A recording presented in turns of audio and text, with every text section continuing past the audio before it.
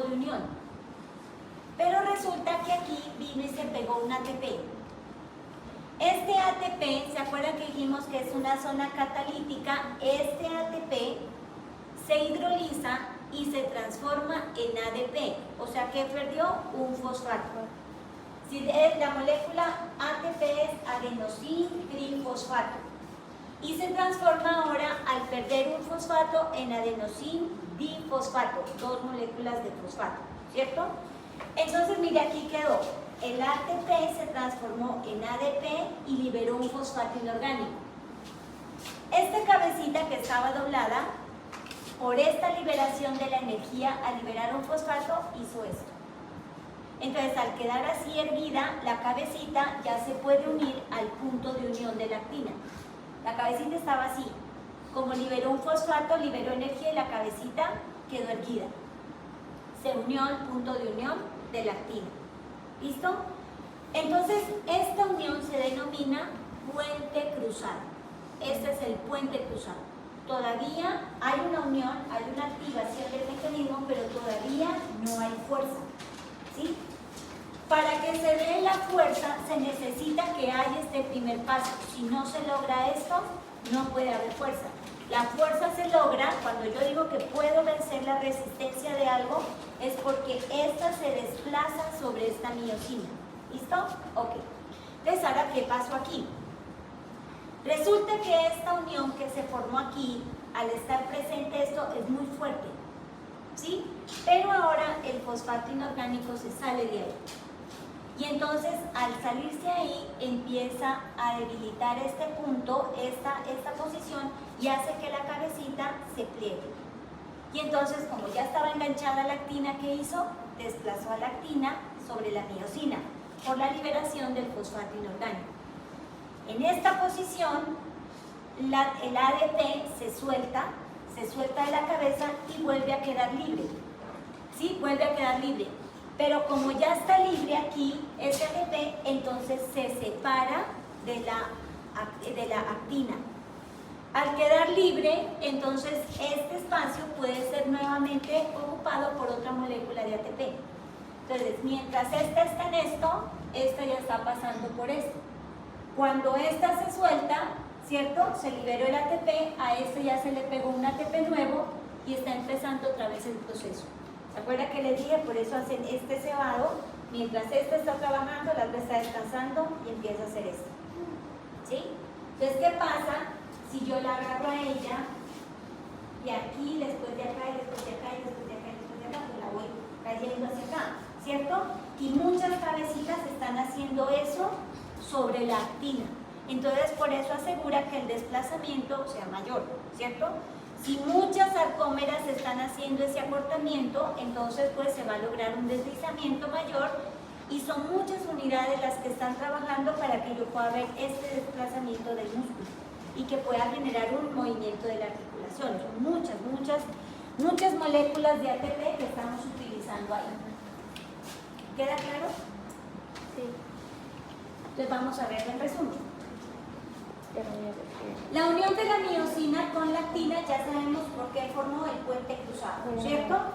El ATP se pegó a la cabecita, liberó un fosfato y se transformó en ADP, lo que cambia la posición de la cabeza de miosina, moviendo el filamento delgado sobre el grueso. Este movimiento que hizo de desplazar a la cabeza cuando la cabecita está erguida, se une a la actina, libera el fosfato y hace esto, a ese movimiento se le denomina golpe de fuerza. Golpe de fuerza. En algunos libros lo van a encontrar como patada de poder o patada de fuerza o golpe de fuerza, ¿sí? Entonces ahí es donde ya se generó la fuerza muscular como tal. O sea, cuando yo ya logro hacer esto, cojo este bolso y lo levanto y estoy venciendo esta resistencia, ahí yo ya estoy en este músculo que está haciendo acortamiento contra una resistencia, ya estoy haciendo fuerza, ¿sí? O sea, ¿qué es lo que generó la fuerza? Que se dé este mecanismo de golpe de fuerza o patada de fuerza, ¿sí? Esto, que se dé este golpe de fuerza, permite un acortamiento de la sarcómera en 10 nanómetros. El ATP se une rápido al sitio libre de la miosina, lo que permite que la cabeza de miosina se desprenda de la actina, que fue lo que les expliqué, ¿no? ¿Por qué sucede esto? Porque el ATP presente ahí se une, hace entonces que la cabecita hidrolice ese ATP, libere el fosfato inorgánico, la cabecita queda erguida, se pega, hace un puente cruzado fuerte, después libera un fosfato y ahora se dobla nuevamente desplazando a la actina. Esto es lo que está. La contracción macroscópica se observa porque muchas cabezas realizan el ciclo en un mismo tiempo. Cada cabeza realiza cerca de 5 ciclos por segundo. O sea, cuando nosotros hablamos de un segundo es 1.000. Cuando yo he dicho 1.000, ahí va un segundo. En ese 1.000, ya 5 ciclos se han presentado de esa cabeza de miosina. Eso es lo mismo que yo les estaba explicando, ¿sí? Entonces, mire, aquí el fosfato inorgánico se desprende, la cabecita se plega, generando el desplazamiento de la actina, y después este ADP se separa, y al quedar libre debilita la unión de la miosina con la actina y se suelta de la actina. Y entonces ahora viene la relajación. Para la relajación, volvamos entonces al mecanismo que activó todo esto. ¿Qué es lo que hizo que todo esto se desarrollara? La presencia de calcio. Si el calcio sigue libre en el citosol, ¿qué va a pasar? Pues este mecanismo se está activando todo el tiempo, porque se libera el sitio de unión de la actina. Pero en la medida que ya no tenga calcio, ya no pueden abrirse los puntos de unión, entonces ya no va a haber contracción. Por eso es tan importante el calcio. Si un paciente tiene desbalance hidroelectrolítico, ¿puede generar contracción muscular? No, porque no tiene los suficientes iones, ¿cierto?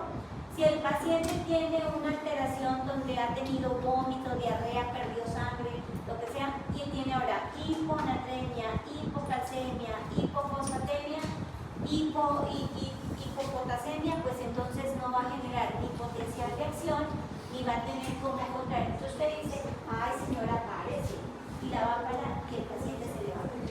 ¿Sí? Se le va a caer, no lo puede parar porque el músculo no le va a dar, no tiene los iones necesarios para poder generar la contracción muscular. ¿Listo? Pero ¿qué otro músculo pues se puede comprometer? También el músculo cardíaco, como lo vamos a ver más adelante. Ahora, ¿para qué necesitamos que el músculo estriado esquelético funcione? Listo, para caminar. Pero hay unas funciones más esenciales que cumplen los músculos estriados esqueléticos, como ¿cuál? Si usted no traga, ¿qué va a pasar con la saliva? ¿Cómo? ¿Se le sale? ¿Qué va a pasar con la saliva? Ustedes son odontólogos. ¿Qué va a pasar con la saliva si el paciente no traga? Se atraganta con la saliva, ¿cierto? Pongámoslo ahora en términos más técnicos, se va a broncoaspirar con la saliva, ¿cierto? Se va a broncoaspirar. O sea que necesariamente usted no puede pasarle un sedante, un analgésico tan potente que le inhiba la acción de la musculatura faríngea o laríngea, porque entonces no va a poder deglutir, ¿cierto? Por eso necesitamos una musculatura que esté trabajando bien. Los médicos, si nosotros necesitamos quitarle el tubo a un paciente que está saliendo de la sedación, porque ya salió de cirugía y le vamos a quitar el tubo, ¿para qué necesitamos que los músculos trabajen?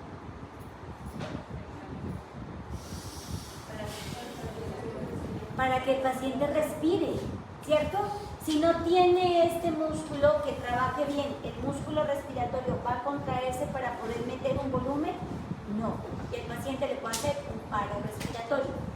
¿Sí? Entonces, hay fármacos que pueden entrar a inhibir todo este proceso, bloquear los receptores de la membrana que me desencadenan el estímulo de desmolarización. Puede pasar que el calcio no sea suficiente para que se pueda generar toda esta activación, que se forme el puente cruzado y el golpe de fuerza, ¿cierto? Puede pasar que hayan problemas en la bisagra que tiene la cabeza de la miosina y esta tenga alguna alteración y no funcione bien. Estamos hablando ahorita de procesos muy básicos. Pero para que este mecanismo en bisagra pueda suceder, hay muchos otros procesos moleculares que suceden en esta cabecita. ¿Sí? Bueno, entonces vamos a hablar de unos conceptos específicos. Ya vimos cómo es que se contrae el músculo, ¿cierto? Y entonces una sacudida muscular es un solo potencial de acción que causa una contracción seguida de una breve relajación. Una sola contracción. ¿Será que una sola contracción logra generar todo este acortamiento? No. Generalmente es imperceptible, ¿cierto? Puede haber una despolarización, pero como no es lo suficiente, no logra hacer todo esto. O sea, una fibra muscular que se contraiga no me va a dar esto, ¿sí? Son muchas fibras las que están trabajando y muchas sarcómeras las que se están acortando para que yo pueda observar esto. La sacudida inicia unos 2 milisegundos después de la despolarización de la membrana celular. ¿Se acuerdan que viene? Despolarización de la neurona, despolarización, liberación del neurotransmisor, despolarización de la membrana celular del músculo.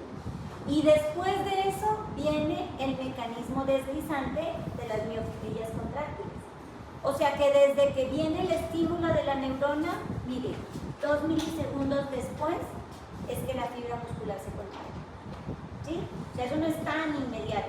Pero en la fibra cardíaca eso no puede pasar porque sería muy demorado.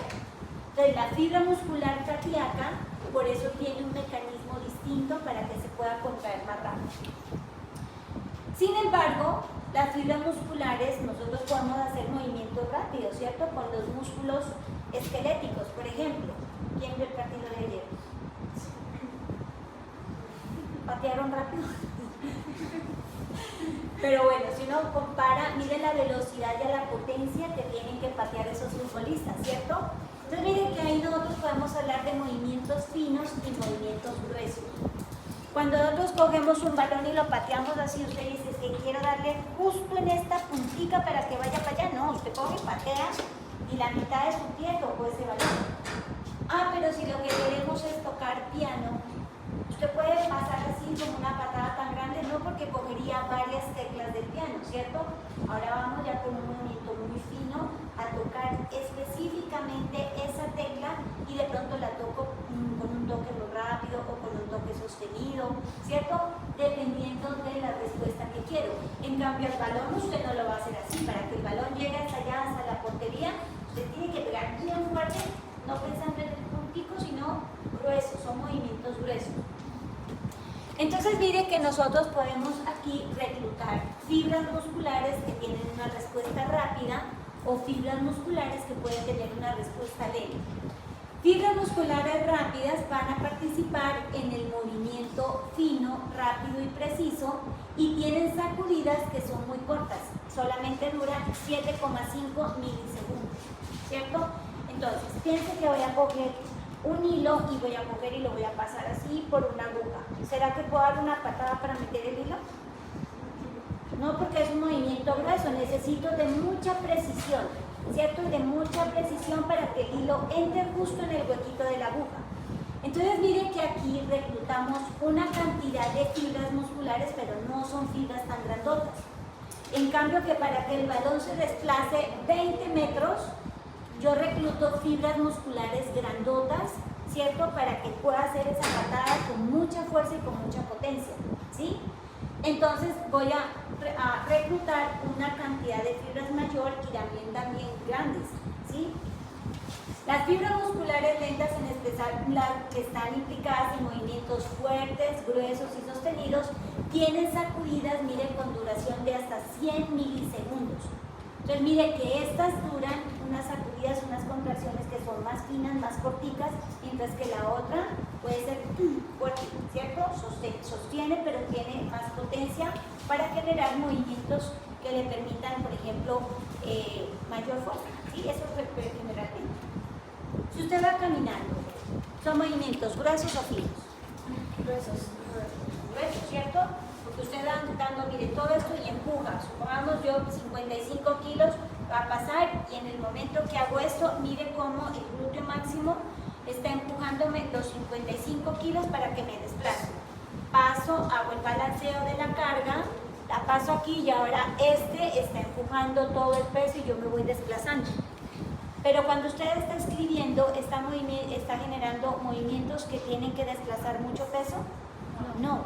Entonces no puede generar tanto peso para que el dedo se pueda mover y usted pueda escribir más fácil, ¿cierto? Pueda coger un lápiz y generar movimientos muy finos para poder generar la escritura.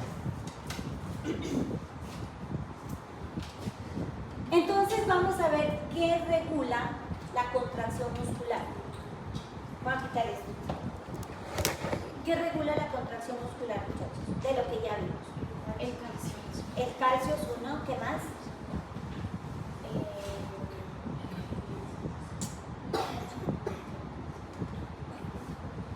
Entonces, ¿qué es lo que regula dentro de la célula la contracción? La contracción. ¿Qué es lo que tenía que suceder aquí? El complejo troponina, actina, troponina, tropomiosina. ¿Se acuerdan? Si la troponina falla o no está, ¿se puede liberar el punto de unión? No. Porque la troponina tiene que actuar con el calcio. Ahora, ustedes han escuchado y no sé si han estado cerca de alguien que se infarta. El dolor precordial, el dolor precordial, y le toman una prueba y le dicen, sí, le salieron troponinas elevadas en sangre. ¿Qué pasó? Que la fibra muscular cardíaca se quemó, ¿cierto? Porque un infarto es un quemón ahí en el músculo cardíaco, se rompió y este contenido del interior se salió. Y estas troponinas quedaron libres en sangre. Y entonces por eso es que encontramos troponinas en sangre elevadas, que me indican que el músculo se lesionó. ¿Sí? Por eso es que le toman esa medida, troponinas en sangre, para ver si el dolor cardíaco, el dolor precordial que tiene, es porque el músculo se dañó. ¿Sí? Ok. La concentración molar de calcio tiene que elevarse a 10 a la menos 6 y el calcio sale del retículo sarcoplásmico, ¿recuerdan? Pero ahora necesitamos que ese calcio deje de actuar ahí, que se salga de ahí para que ya deje de actuar en esa actina, ¿cierto? Ya que deje de estimular a la troponina y cuando salga, entonces vuelve la tropomiosina a tapar el punto de unión y ya hay relajación del músculo. Entonces eso es lo que regula ese mecanismo. Entonces vamos a mirar acá qué es lo que está pasando. Entonces mire que aquí, si nosotros vemos el resumen de esto, ya lo explicamos, ¿cierto? Salió el calcio, el estímulo llegó al retículo, el calcio salió, lo estimuló. ¿Qué vamos a buscar aquí?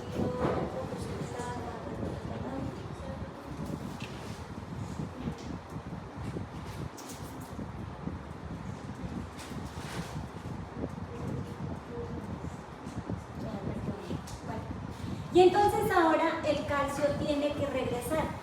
El calcio no se puede quedar libre aquí en el citosol. Entonces el calcio regresa nuevamente al retículo sarcoplásmico por una proteína que se llama la calcicoestrina. Y la calcicoestrina permite entonces que nuevamente el calcio haga la apertura de los canales y regrese hacia el retículo sarcoplásmico, disminuyendo los niveles plasmáticos de calcio. Como ya no hay calcio, este punto de unión vuelve y se tapa, la miosina ya no puede interactuar con la actina y el músculo se relaja. ¿Listo? ¿Queda claro? ¿Queda claro, chicos? Digan sí. La calcicoestrina se une al calcio y entra, o una vez la calcicoestrina se entra La al calcio, calcicoestrina activa los canales de calcio para que ahora el calcio regrese hacia el retículo sarcoplásmico y ya los niveles de calcio en el interior de la célula sean muy bajitos, que no logran estimular a las actinas. ¿Listo? Esto ya lo expliqué. Ahora vamos a ver el músculo que vamos a encontrar. ¿Se acuerda que dijimos? Para que nosotros podamos hacer un movimiento voy a encontrar fibras lentas y fibras rápidas, ¿cierto? Y entonces mire, aquí vamos a encontrar fibras lentas que van a ser una proporción del 50%, fibras rápidas un 25% y fibras intermedias. este negrito es rojito. Esta que se ve así como grisecito son rosaditas y estas son blancas. ¿Sí? Entonces, si las vemos muy rojitas, ¿por qué se verían rojitas? ¿Qué es lo que tiene esa fibra muscular si se ve rojita? Sangre. ¿Y la sangre qué es lo que lleva? Oxígeno. O sea que son células, fibras musculares que trabajan en presencia de oxígeno. Mientras que las rojitas, que son rosaditas, ya no se ven tan rojitas, trabajan de manera intermedia. No con tanta sangre, más o menos regularcita, mientras que estas blancas casi que no están utilizando sangre. Entonces pueden estar trabajando en ausencia de oxígeno. Entonces, cuando nosotros hacemos un corte, por ejemplo, del bíceps, nosotros no podemos decir que el bíceps todos son fibras blancas o fibras intermedias o fibras rojas. Todos los músculos tienen de todas las fibras, las 3 fibras musculares. Entonces decimos que las fibras lentas o tipo 1 o fibras rojas son las que trabajan en el metabolismo oxidativo porque utilizan el oxígeno para producir la contracción muscular. Y en la contracción muscular, ¿qué es lo que se requiere para que se dé el golpe de fuerza? Preguntas de examen, les estoy haciendo preguntas del examen. ATP, ¿cierto? Y el ATP es la que le está dando la energía para que se dé el golpe de fuerza. O sea que estas celulitas que estamos diciendo que son fibras lentas, rojas del metabolismo oxidativo, utilizan ese ATP pero en presencia de oxígeno y produce la célula ATP pero en presencia de oxígeno. Mientras que estas intermedias parcialmente trabajan con oxígeno pero pueden trabajar con un metabolismo también anaeróbico en ausencia de oxígeno. Mientras que las blancas son para el metabolismo anaeróbico. ¿Listo? O sea que no requieren oxígeno para el trabajo. Vamos a ver qué función tienen estas fibras musculares. ¿Profe, a qué se refiere con oxidativo? O sea, entonces, las fibras, vamos con las fibras lentas, que serían estas las oxidativas, ¿cierto? Y vamos a ver que la oxidación es cuando yo utilizo el oxígeno para producir ATP. ¿Dónde? En la mitocondria, ¿sí? A través del ciclo de Krebs. Eso es la oxidación, ¿sí? Entonces, a través de la utilización de los sustratos energéticos, usted se comió la papita, el pedazo de carne que tenía el gordito, fuera de eso también se comió la fruta, la ensalada, la espinaca. Ahí que le estábamos aportando al cuerpo proteínas, ácidos grasos, carbohidratos, fibras, vitaminas, minerales, ¿cierto? Y entonces todo eso el intestino lo filtró y ahora a través de la sangre le está llevando al cuerpo energía, ¿cierto? Energía en forma de ¿qué? De glucosa. Todo eso al final se transformó en glucosa, que si la guardamos en nuestros músculos se convierte en grasita. Y ese es el glucógeno muscular, si está presente en el músculo. Pero lo podemos tener también aquí, almacenado en el hígado, ¿cierto? Y cuando lo necesitamos, el hígado desdoble ese glucógeno en glucosa y ahora la libera en sangre para que llegue esa glucosa al metabolismo de la célula. Dentro de la célula, en la mitocondria, por el proceso de oxidación y la cadena de electrones, produce 38 ATP de una molécula de glucosa, ¿sí? De una sola molécula de glucosa produce 38 ATP. Pero como vamos a ver más adelante, para que se pueda dar este tipo de metabolismo, entonces nosotros necesitamos un tiempo, ¿sí? Porque lo más rápido no es trabajar en presencia de oxígeno. Nosotros nos demoramos un tiempito en arrancar con ese metabolismo, ¿sí? Vamos con la glucolítica. Las glucolíticas rápidas serían las fibras musculares blancas, que no están utilizando el oxígeno para poder producir energía. Entonces, supongamos que ¿lista? Listo. Ese movimiento rápido, ¿le dio tiempo? ¿Cuántos segundos demoró? Oh. ¿Listo? Oh. que iba a lanzar.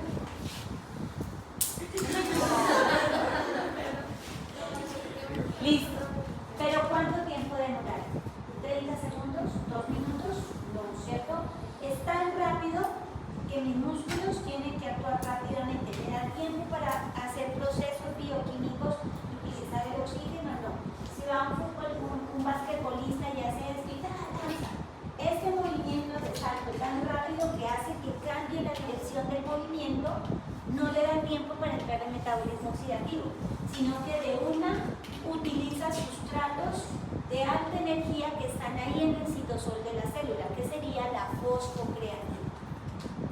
¿En el gimnasio han escuchado de eso? ¿Cierto? Entonces algunas personas que hacen pesas y todo eso dicen que van a tomar fosfocreatina para pues mejorar la carga del peso, para que el músculo le responda rápido. Entonces entre más rápido responda, pues entonces puede generar también más volumen, porque estimula más a la fibra muscular. Pero muchachos, ustedes no necesitan eso. Y las ¿Y la creatina? por eso es esa. Entonces, muchachos, pilas con eso. Pon atención. En el gimnasio ustedes le pueden decir, ay, sí, tómese la fosfocreatina. Ese tipo de sustratos que estimulan este mecanismo pueden ser necesarios para personas que gasten mucha energía. Por ejemplo, una persona que se va 5 horas al gimnasio porque es un físico-culturista. Pues que el gasto energético en 5 horas pues es tal que necesita suplemento adicional. Pero además tiene que generar una dieta súper exigente. ¿Cuánta pechuga de pollo se come esa persona que es el físico-culturista? Ninguno de ustedes hace un entrenamiento como físico-culturista, ¿cierto? Si su tiempo promedio en el gimnasio durante la actividad física es 30, 50 minutos, con que usted coma bien, balanceado, el desayuno, el almuerzo, la comida, y coma balanceado es perfecto, no necesita ningún otro suplemento. Sí, el hecho es que coma bien, que coma la cantidad de proteína que se requiere para el gasto diario. Si usted no come buena proteína, sino que come una telita ahí de chuleta que nos sirven acá, pues obviamente no va a ser suficiente, ¿cierto? Mire, de los 120 gramos que tenemos de la proteína en un plato de comida, piense más o menos que el pedazo de carne que usted se va a comer, ponga su mano así. Ese es el pedazo de carne que se van a comer. Este grueso de su mano y este tamaño. Ese es el pedazo de carne que usted necesita. Y más o menos usted lo que hace aproximadamente es eso. Entonces supongamos que usted consume 120 gramos. De esos 120 gramos de la carne, apenas 30 gramos es lo que realmente a usted le está entrando de proteína. Si ahora se come una telita de 50 gramos, ¿cuánto le está llegando a usted de proteína en una ingesta de comida? Pues muy poquito.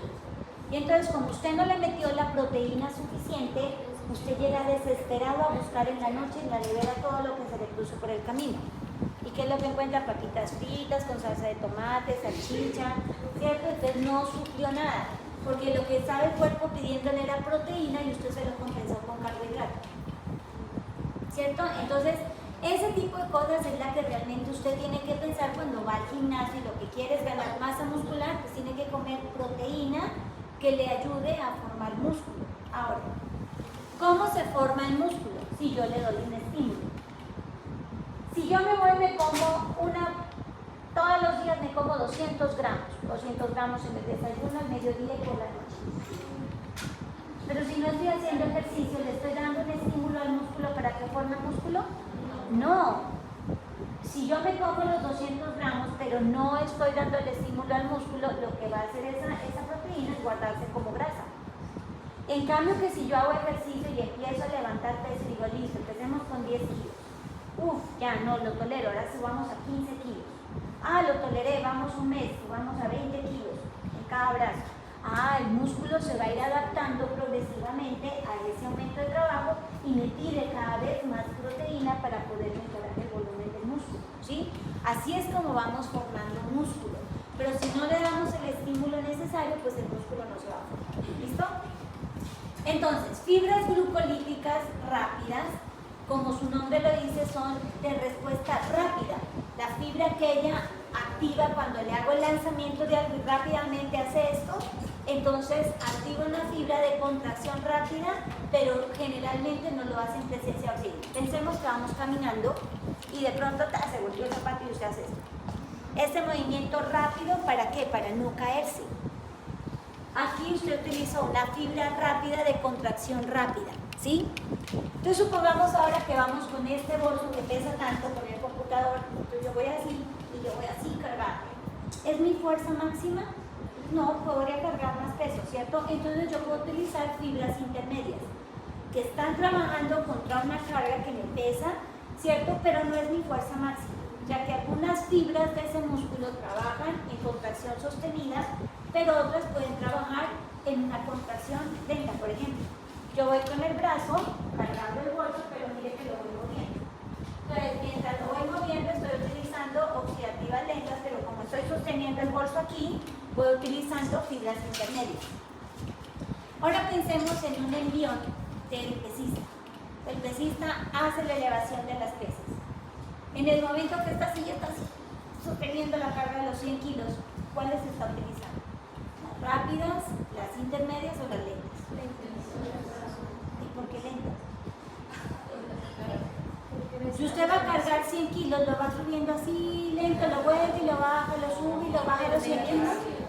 Los coge así, la pasa de una mano a la otra, 100 kilos. Hace un levantamiento y lo sostiene. ¿Y cuánto tiempo sostiene el pesista ese peso? Entre 5 segundos, lo bota, ¿cierto? Porque no le da. ¿Cuántas veces a María Isabel Urrutia le hacía presentar la prueba? Máximo 3 veces. Y después como de 5 días podía volver nuevamente a hacer la prueba. ¿Por qué? Porque en esa elevación tan rápida usted reclutó estas fibras y agotó la reserva energética que tenían estas fibras. Entonces vamos a suponer que a ella la ponemos a escalar en la pared, ¿cierto? ¿Usted se entrenada en eso? Nunca lo ha hecho. Entonces cuando va subiendo, ella tiene que con sus dedos agarrarse de esos ganchos de la pared y empujar con estos musculitos de los dedos los 50 kilos o 45 kilos que tenga y empujarlos, ir subiendo. Seguramente sube 3 metros, 5 metros, 20 metros, no sé, la tolerancia que tenga ella, ¿cierto? Pero entonces mire que esas fibras musculares pueden llegar a un punto en el que digan, no, no doy más, y pum, se soltaron. Dejaron ya de trabajar porque se fatigaron. Entonces, la fibra muscular, si agota la reserva del sustrato que le está permitiendo producir la energía, va a llegar al agotamiento. Pero ¿qué pasa con esa fibra? María Isabel Urrutia va a su casa, descansa, come carnita, toma agüita, duerme, le da masajito, ¿cierto? Se recuperó la fibra. Se repuso el glucógeno que se gastó y ahora vuelve y levanta la pesa. ¿Perdió la fuerza? No, porque el músculo sigue ahí. Solamente descansó el músculo, se repuso lo que se gastó y puede mantener. O sea que se agotó, hizo fatiga porque agotó el sustrato energético, pero no perdió la fuerza. Vamos a ponerle otro ejemplo. Una persona se enferma de COVID, la acostaron, la conectaron al respirador mecánico, le tuvieron que pasar medicamentos y quedó así en coma inducido. 8 días. Nunca se pudo mover de ahí porque estaba en coma inducido. La despertamos, le quitamos el tubo y le decimos, señora, siéntese. No puede pararse, no puede sostenerse, porque los músculos se fue consumiendo la misma proteína, el cuerpo, y fue degradando esa proteína, haciendo proteólisis. Gastó la proteína en nutrir el mismo músculo y debilitó la fibra. Proteólisis. La fibra muscular, el volumen de masa muscular, ¿es el adecuado para poder mantener un movimiento? No. ¿Cierto? Entonces ya no es capaz. Ahora sí, la fibra se debilitó por pérdida de masa muscular. ¿Listo? Entonces, ¿en qué tipo de ejercicios estamos utilizando las fibras oxidativas tipo 1? ¿Cierto? En ejercicios de baja carga, pero que puedo hacerlo de manera repetida. ¿Usted se ha cansado de respirar? ¿Siente que cada vez que respira le toca hacer mucho esfuerzo? No, ¿cierto? Usted respira muy tranquilo. ¿Se está cansando de parpadear? ¿Se está cansando de deglutir? No, ¿cierto? En cambio, si una persona tuviera una crisis asmática, respira. ¿Será que nos cansamos de respirar así? Claro, ¿cierto? Nos fatigamos y los músculos pueden llegar a tal punto en que ya no pueden sostener la respiración y se fatigan. Y estos músculos de la respiración exclusivamente trabajan con fibras oxidativas lentas en presencia de oxígeno, ¿sí?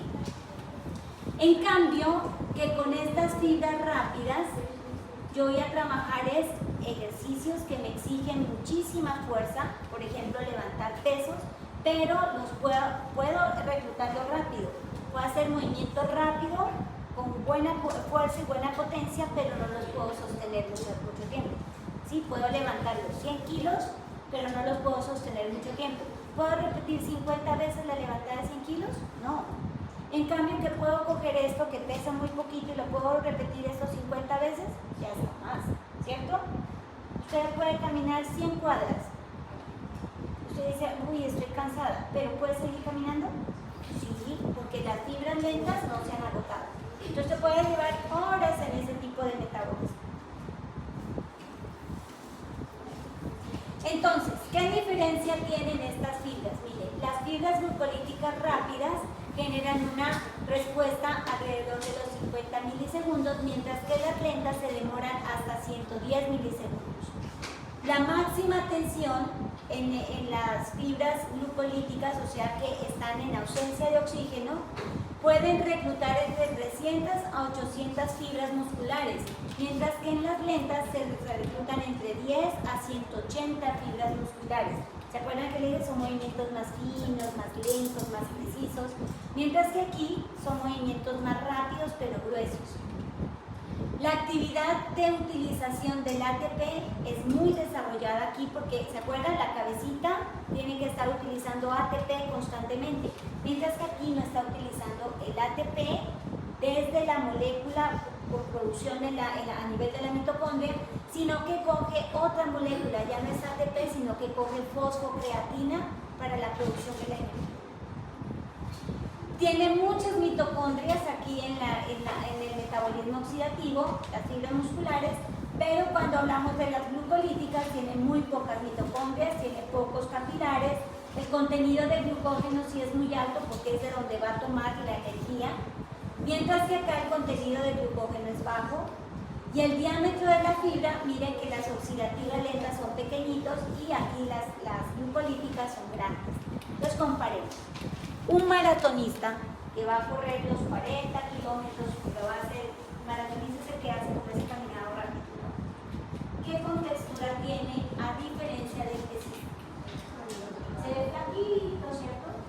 Delgado, y uno dice, uy, ¿aguanta? Pues sí. Mire, los kenianos quedan flaquitos y caminan esos 40 kilómetros como en 1 hora 20, algo así creo que es, ¿cierto? Mientras que un pesista es voluminoso. ¿Será que el pesista aguanta la caminada de los 40 kilómetros? No. Pero pongan que keniano levantar los 100 kilos tampoco puede porque está entrenado de manera diferente. Si comparamos a un ciclista con un futbolista, ¿será que trabajan los mismos grupos musculares cuando están trabajando uno en bicicleta y el otro corriendo?